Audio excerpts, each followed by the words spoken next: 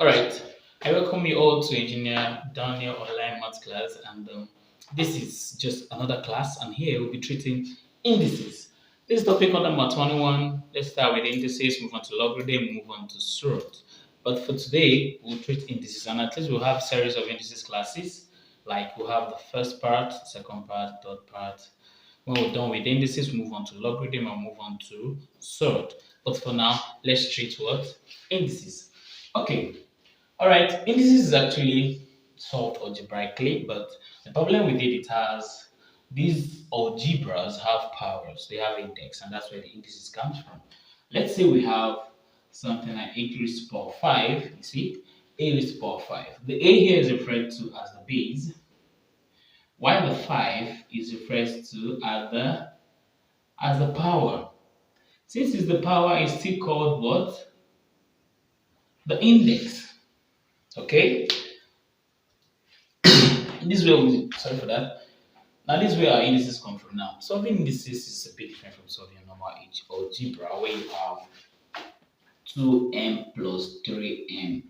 Normal algebra will call these like terms. Why? They both have the same m, so you can add it up, right? So that makes 5m.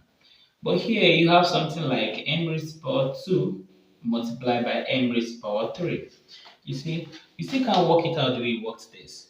Now that's where indices comes in. And to solve indices, very simple. It becomes so simple, so easy when you know the laws. The laws are very important.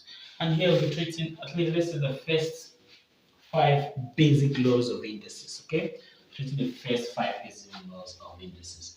Okay, I'll be explaining the laws and giving you examples on how this law works. Okay. Now, the first one is what we call the multiplication law. The multiplication law. You can see we have a raised to power m multiplied by a raised to power n. In indices, inasmuch the bases are the same and they are multiplying, what do? We add the powers. That's what this law is trying to tell us. Inasmuch the bases are the same and they are multiplying, we do what? We add the powers. Okay, let me give you an example. Supposing we have x raised to the power 2, multiplied by x raised to the power 3. Here we see that the bases are the same, right? So it's very simple. Following this law, we just make it x raised to the power 2 plus 3. That makes it x raised to the power 5. Okay, let me give you an example to deal with numbers, okay? All right. Let's say we have 2 raised to the power 2 multiplied by 2 raised to the power 3. We do the same thing. The bases are the same and they are multiplying. So what do? We make it 2 raised to the power what? 2 plus 3. That simply is 2 raised to the power 5. And 2 raised to the power 5 is what? 32. Simple. Very simple, right? Okay, let's move on to the next law. The next, we have a raised to the power m divided by a raised to the power n. It's just as this. The difference here is this is dividing while this is multiplying. So you do the same thing here. Where you have a raised to the power m divided by a raised to the power n, they are dividing. So what do? You subtract the powers. In as much the base is the same. Okay, let me give you an example. Suppose we have something like x raised to the power 5 divided by x raised to the power 2.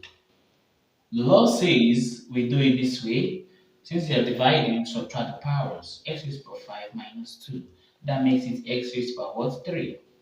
It's actually still correct. Let's break it down. X raised to the power 5 equals to x times x times x times x times x. It's not? That's 5x's there. Divided by x times x. You see that?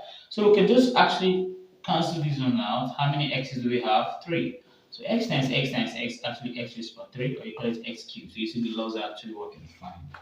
They're actually working fine. It makes it easier. With the laws, solving indices becomes very, very easy. All right. Now, this law is actually called the division law. Yeah, that's the division law. That's the number 2 law is the division law. The number 3 law is the power law. This is the power law. Where try to explain to you that when you have an index is this way, a power multiplying a power or it's being put this way, you just have to multiply the power. That's why you say a raised power m brackets, and you see this bracket say signifies what? Multiplication, simplify multiplication. So you just multiply the powers. That becomes a raised power mn, right? I'll give examples. Suppose we have, let me just use an easy example like 2 raised to the power 2, and this is 3. You see, so that becomes 2 raised to the power 2 times 3. The powers multiply each other. That becomes 2 raised to the power 6. And what's 2 raised to the power 6? That's 64. 2 raised to the power 6, that's 64. Okay? Alright, so that's very easy, right? That's very easy. Okay, we'll come back to number 4. Law number 4, this is the zero index law, where we said a raised to the power 0 is 1. Yeah, it's a law. But, okay, I will just give you just show you some things to show you that yeah, this is actually correct. Okay, here we say that if a raised to the power 3 divided by a raised to the power 3, right? The law says we subtract the powers since the bases are the same, and this gives you a raised to the power 0, and that is 1 from law 4. Let's say we're not following the law. Coming back here, we have a raised to the power 3 is dividing a raised to the power 3, right? Okay, we say a raised to the power 3 here. Definitely this will cancel out, right? And that will still give you what? 1. So you see the law is actually correct. Okay? The law is actually correct. If we do it this way, we'll get 1. If we follow the same law, we'll still get 1. Okay. Alright. Now let's move on to the last law. The last law.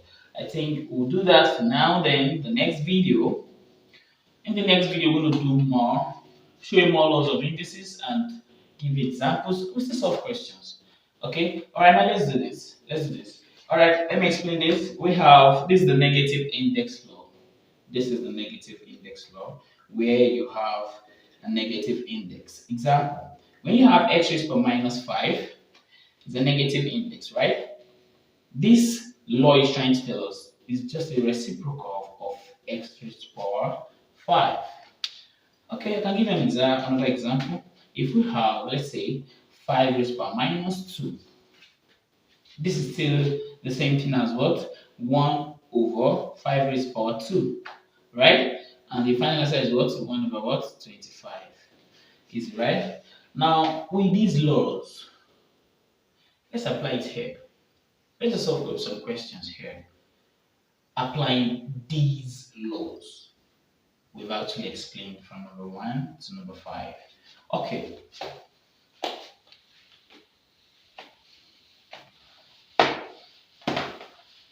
Let's do this as fast as we can. Okay. The first law says, sorry, the first question there says 20b raised to the power 5 divided by 5b squared.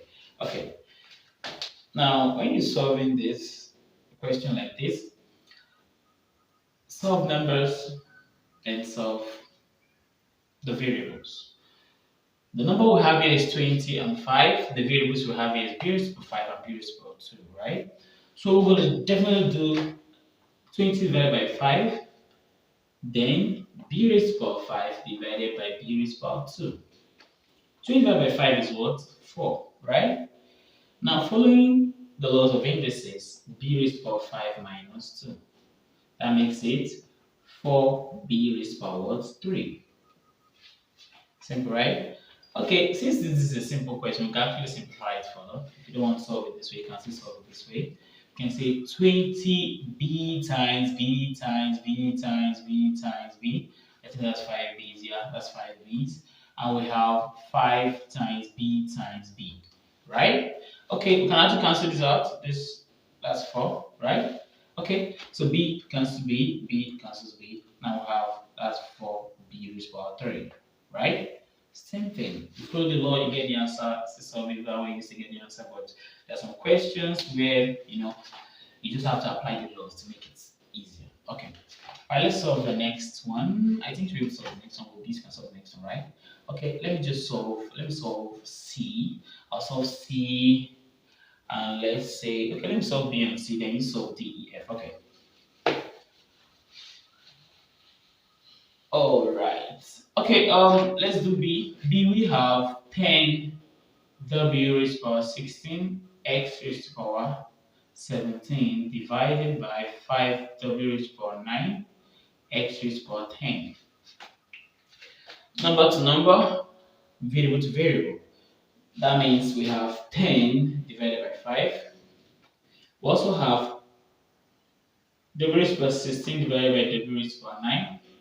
We also have, let's say this are multiplying, right?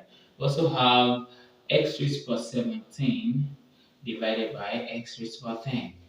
So here we just solve it mathematically. 10 divided by 5 is 2. Here we have this times w raised plus 16 minus 9, applying the laws of indices, the division law, law number 2. And here we have x raised plus 17 minus 10. I applying the division law here too. Okay, so the answer is now 260 minus 9. That will give you what? 7. So we have w raised plus 7 multiplied by 17 minus 10 will also give you 7. That's x raised to power 7.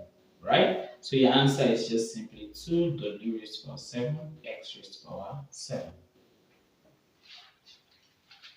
Easy, right? Solving it using the division law is very, very simple, or using the laws of indices is very, very simple. All right, the last one I'm going to do now is the number C, option C, number C. Okay, let's do that. Here, 2a raised to power 4, b raised to power 5, all cubed. Yeah, this is where we use our power law. Okay, our power law. All right, let's say this is all cubed, right? So everything in the bracket must respect this index. Am I communicating? Okay, so we're going to do 2 cube, a raised to power 4 cube, and b raised to power 5 cube, right? So this has power, this has power, so we just multiply this by the power, this by the power here, and 2 is 2 raised to power 1, right? So 1 times 2, so it's 2 raised to power 3, is it not? Okay, so when we do this will be 2 raised to power 3 times a raised to power 4 times 3 from the power law, right? Times b raised to power 5 times 3. So 2 raised to power 3 is what? That's 2 times 2 times 2, that's 8. A raised to power 4 times 3, that's a raised to power 12. Now that's b raised to power 5 times 3, that's what? B raised to power 15. Easy, right? Very easy. Okay? Alright. If you love this video, you want to see more of this, you can just like, subscribe to the channel, and keep seeing easy ways to solve these things. I'm really going to focus on Maths 101 mathematics, and let's see how we help our students at home.